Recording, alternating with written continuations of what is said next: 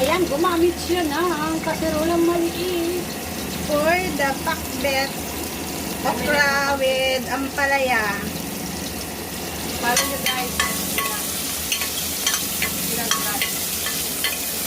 Ano sabi niya? Dinaguran ko na naman. Dinaguran? Maloko kayo ha. Dinaguran yan yung sabak na. Oh. Kami na lang siguran-duran na ano. Milyonaryo. Joke! Ako talaga, mabait akong tao. Eh, kasi hindi ka contractor eh. Hindi ako anak ng kontraktor. Ay, sakang yung sarang.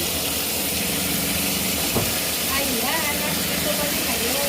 Binisang takbo. So, the only thing you can see now is my head.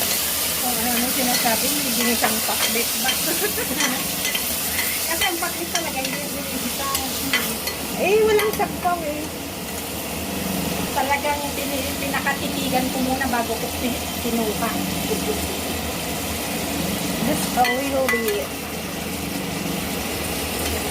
This is how to cook. Bye, bye. Against the lights. May ano din. So, puro kami gulay ngayon. Gulay.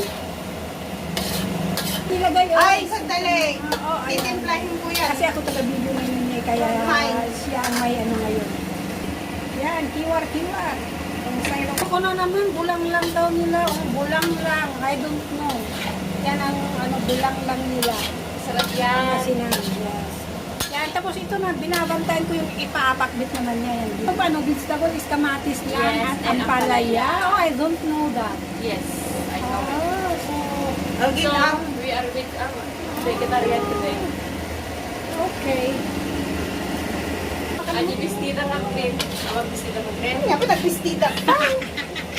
Tugam na ni Hila. Bulang lang nila, bulang lang. Matag tibagong. Si Pia. Joke lang.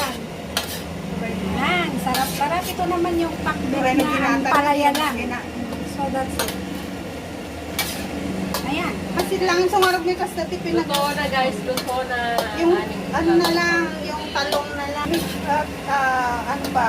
Okay, thank you for watching.